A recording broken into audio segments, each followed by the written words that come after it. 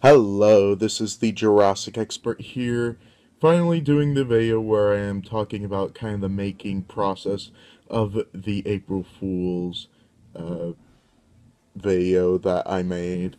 So, yeah, let's first start off with what inspired me to do this. So, some of you might remember that a couple of months ago, Collect Jurassic put an image up of an Apatosaurus figure in Mattel packaging, and it was in a store. I'm pretty sure it was a Target, not too sure. I thought it was really cool that they did that, and it looked like fun to just pull a little April Fool's joke on everybody like that. So I decided to start making. I started brainstorming for an April Fool's idea, kind of here and there, not really consistent thought that I had throughout the year. I thought, you know what would be a pretty cruel joke? Would be if I were to fake an entire Mattel line. And then my wheels started turning, and then the Jurassic World Paleontologist collection was born. So, let's go over why I chose some of the things that I did. So let's go over him first. Jack Horner. Why did I choose Jack Horner? Well, I chose him for a variety of reasons. He was the paleontologist consultant for Jurassic Park, Jurassic Park The Lost World, Jurassic Park 3, Jurassic World, and Jurassic World Fallen Kingdom. So he's definitely associated with Jurassic World and Jurassic Park. And also, he has done a lot for the field of paleontology, and yeah, also, like, he was my childhood hero and all that, and also I got to meet him, which you could argue also kind of persuaded me to make a paleontologist collection figure of him. Jim Kirkland. Why did I make Jim Kirkland and not some other paleontologist? Like, why didn't I choose the person that, like, discovered T-Rex or discovered the first dinosaur or whatever? Why did I choose Jim Kirkland? Well, I think Utahraptor is cool, is a cool dinosaur. I knew that I would be making a Utahraptor attack pack. Also, I wanted another paleontologist that is still alive in the paleontologist collection. He did an interview with the Gaming Beaver, and I feel like he's probably gained a lot of popularity since that video was released. Okay, why did I choose Edward Drinker Cope and Othniel Charles Marsh? Well, because Bone Wars, you can't deny it, it did have a big impact on paleontology, some good, many bad. That's why I decided to give, I gave Edward Drinker Cope a stick of dynamite because I'm pretty sure he was the one that was, like, doing a lot of the explosives on dig sites and all that, whereas, in the end, Othniel Charles Marsh kind of prevailed because he just had more money in the end. So the attack packs. Why did I choose the creatures that I did for the attack packs? Coelophysis, I've always wanted a comeback for that figure. They made it once back in the 1993 line, and I thought it would be cool for Mattel to make a Coelophysis with feathers. The Gallimimus I chose because Gallimimus is a very iconic dinosaur in Jurassic Park, and I thought it would be cool for it to also be feathered. Oviraptor. This is a dinosaur that I've wanted in the Jurassic Park / Jurassic World line for a while. Maybe they did and I just forgot, but Mattel, I have definitely made it clear that I do want to see an Oviraptor eventually. So, Velociraptor mongoliensis, I wanted a scientifically accurate Velociraptor in the Mattel line.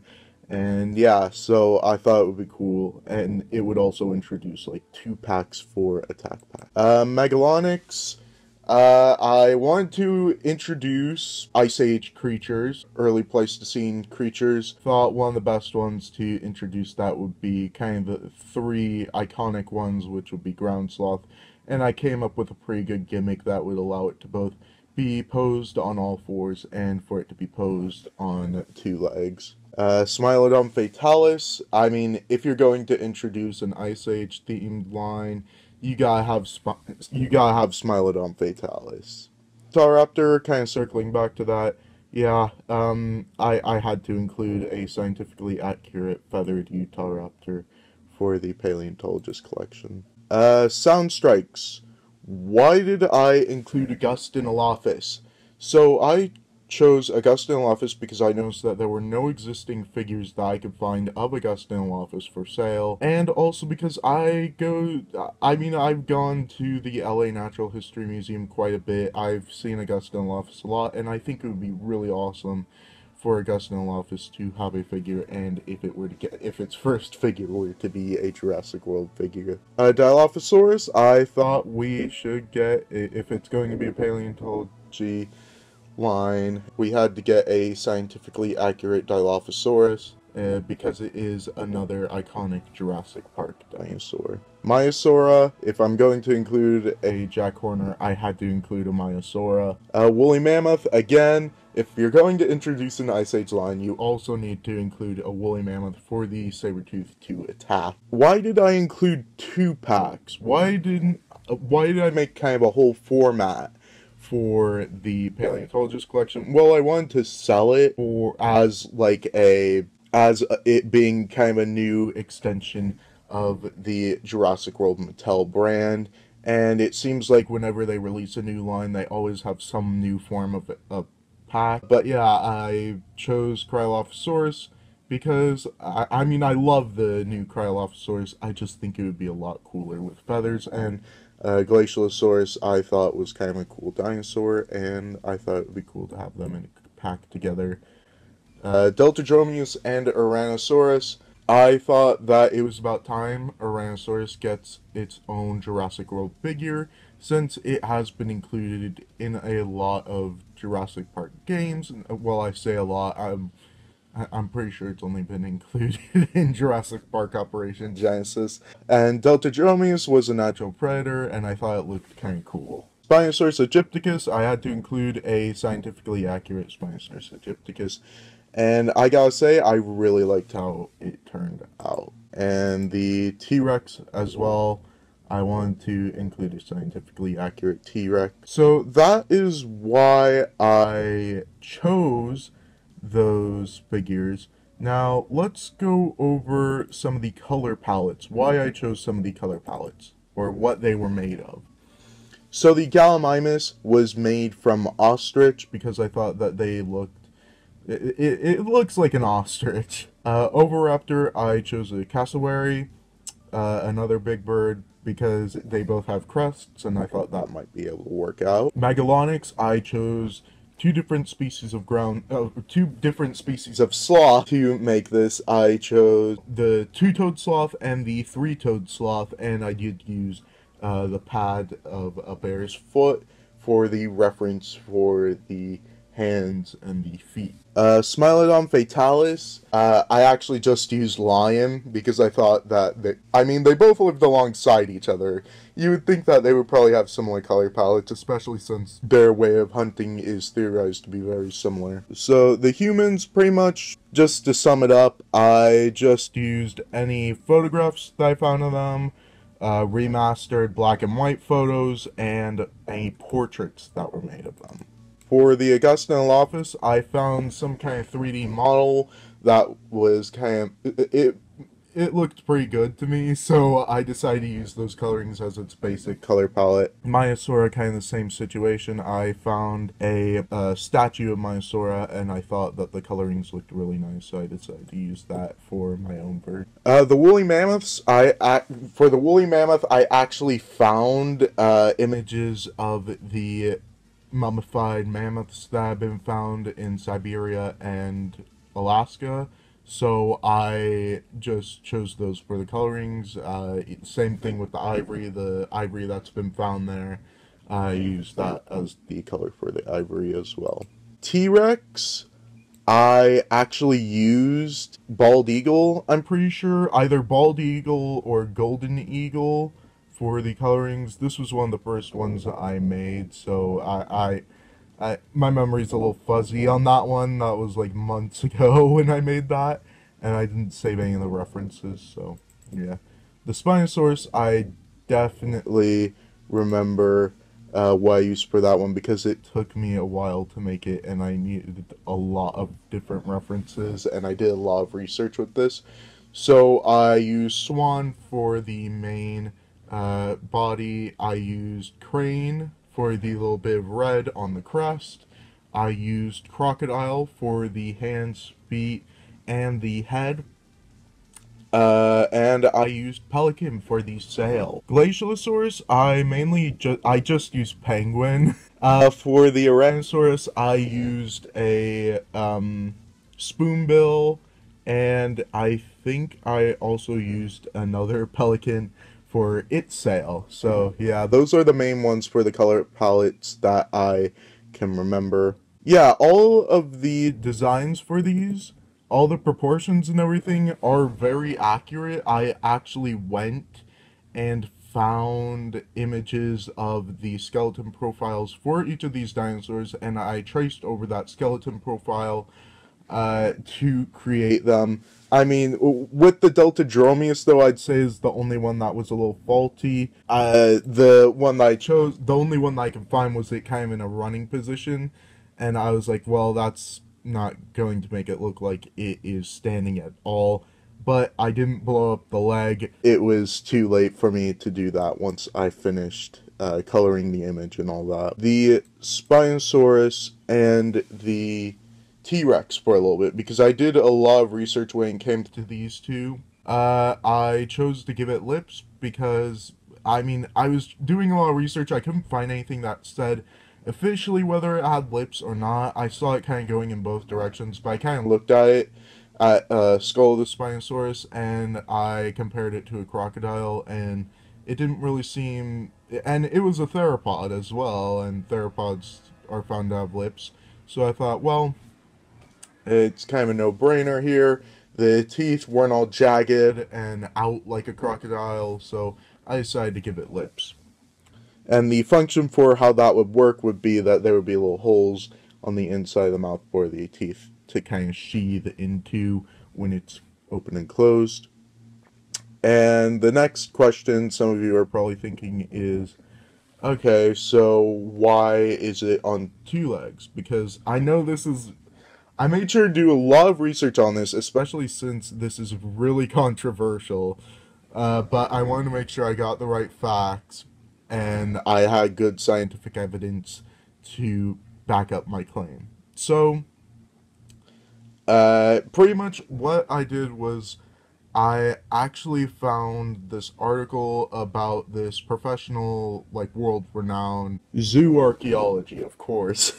They study, like, a lot of zoo archaeology. They're really, they know a lot about that kind of biology, and they took a look at Spinosaurus, and they, with the estimated weight and all, they came to the conclusion that pretty much it would be very unlikely that Spinosaurus would be able to be on all fours all the time because then it would actually, the weight would eventually just break its wrists. It would be able to, I think it would be able to do it for like maybe small periods of time, but I do think like, yeah, that's a pretty reasonable claim. So that's how I came to that conclusion.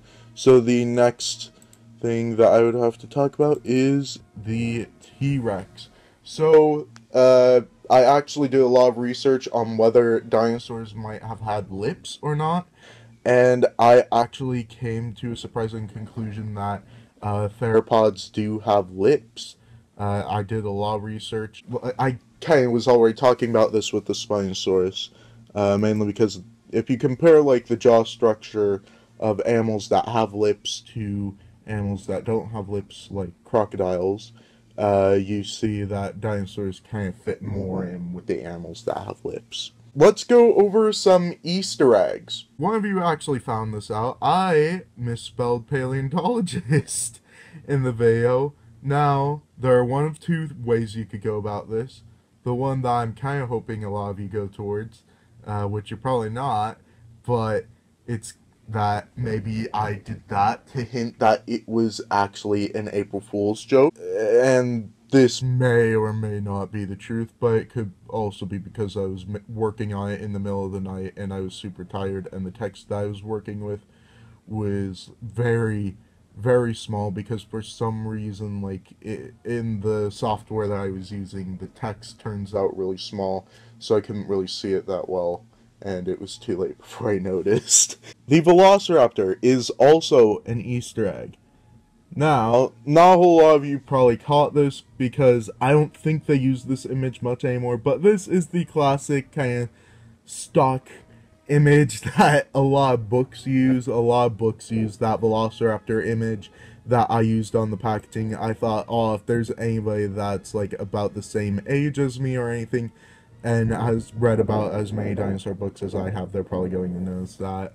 And Sleuth Lurpout. This one is kind of a difficult one, especially since I didn't throw their name up on the screen. It is actually backwards April Fools, so that was a little fun Easter egg that I decided to put in there. I had a couple of questions about this, and I'm pretty sure more of you are probably wondering this. Why was an April Fool's video released on the 2nd of April? Well, okay, first of all, it was one day late, guys. Can you really blame me? It was one day late, and the reason why was actually because I was waiting for it to upload, and because I am at my house and I can't really go anywhere else, my house has absolutely terrible Wi-Fi when it comes to uploading things. And it took all day, and overnight, while I was still waiting for it to upload, the internet went out. And yeah. So I was like, so then I just gave up, went to bed, and then the next day I tried uploading it again when the internet fixed itself, and it turned out to be on April 2nd for the release date. Okay, well, even though this video was an April Fool's video, there was a moral to this, and that is that collecting is fun. It is meant to be fun, and I just noticed that recently a lot of collectors kind of just take it too seriously. Like, I mean, there's nothing wrong with being passionate about it, but it's like they get a little bit too passionate about it is what I am saying. John Hammond would be a good example, like people sending death threats to Mattel. That was not okay. But it just that moment just kind of made me think, what's happening to collecting? What's happened with collecting? It's just supposed to be fun. It's a way for us to relax, and it's a way for us to come together as a community, share common views. I mean, it's okay to have different views, but it's like, I just think that we need to learn to relax about it a little bit.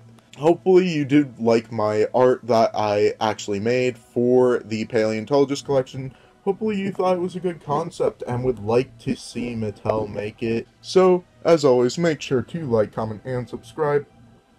And hit the notification bell to get notified whenever I put up new videos like this one. And as always, dinosaurs might be older than you, but you are never too old for dinosaurs. Bye-bye.